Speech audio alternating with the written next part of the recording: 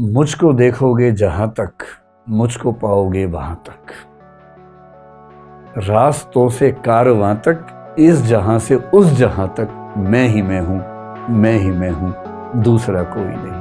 अगर कोई कहे मैं नहीं तो कौन बे, तो क्या बोलना है? इलाज करवा लो। हम जहां खड़े होते हैं लाइन वहां से शुरू होती है। कालिया फिल्म में अमिताभ बच्चन जेल में कह रहा है, तो उसको क्या कहना है? तुम्हारी लाइन अलग है। वो मनोविज्ञान के रोगियों की लाइन है। नवाजुद्दीन सिद्दीकी का एक डायलॉग आता है, कभी कभी तो लगता है कि अपनिच भगवान है, अपनिच भगवान है। दूसरों को इतना छोटा करके साबित कर देना, इतना आरोप लगाना कि वो बेचारा अपनी सहजताओं को भी पाप समझने लगे। अपनी को करे। आत्ममुग्धता का एक लक्षण होता है व्यक्ति को ये लगने लगना कि उसके जैसा कोई नहीं। मैं इतनी सुंदर हूं, मैं क्या करूं, क्या करूं। अब आप रिलेट कर पा रहे हैं?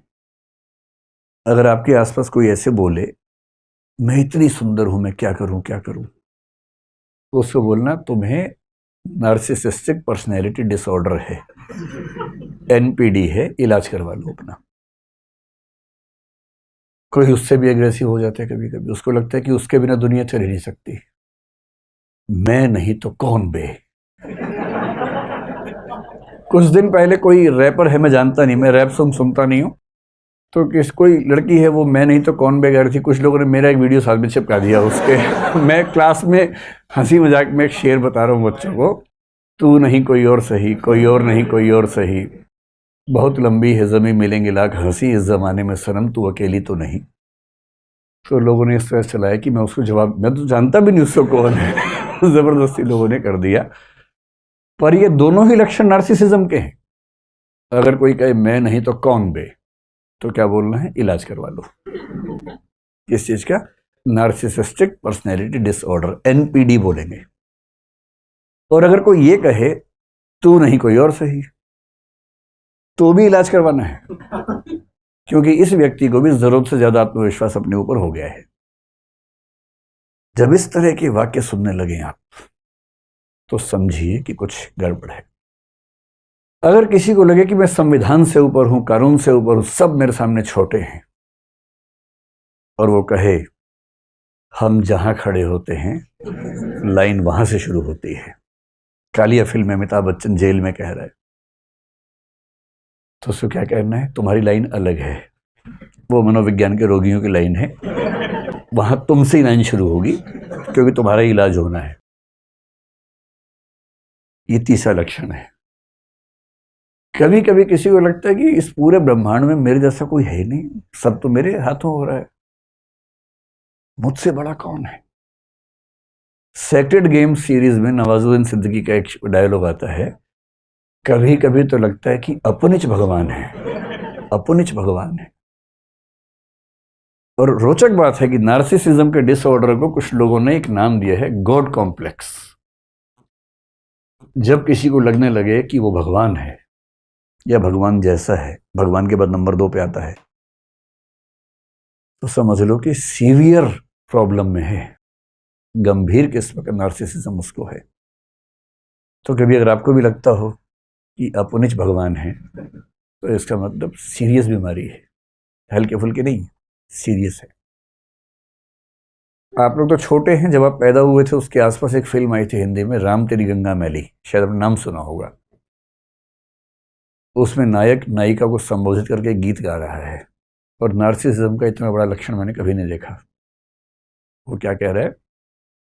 मुझको देखोगे जहां तक, मुझको पाओगे वहां तक, रास्तों से कारवां तक, इस जहां से उस जहां तक, मैं ही मैं हूं, मैं ही मैं हूं, दूसरा कोई नहीं। यदि आपकी जिंदगी में ऐसा प्रेमी प्रेमिका आ जाए, तो सीधे लेके जाना है साइकेट्रिस्ट के पास। आपकी जिम्मेदारी बनती है। सच्चा प्रेम करते हैं तो उसका इलाज करवाइए, क्योंकि यदि आपने उसका इलाज नहीं करवाया तो वो आपका इलाज कर देगा। और जो नार्सिसिस्ट किस्म के दोस्त होते हैं, नार्सिसिस्ट किस्म के प्रेमी प्रेमिका होते हैं, पति पत्नी होते हैं, उनका लक्षण ये है, वो शुरुआत करते हैं लव बॉम्बिंग से। लव बॉम्बिंग मनोविज्ञान का कंसेप्ट है, लव बॉम्बिंग। प्यार की बमबारी कर देंगे आपके ऊपर, इतना ज्यादा मैसेज करेंगे, miss you, love you, like you, ये वो। 24 घंटे में कम से कम 500 मैसेज करते रहेंगे।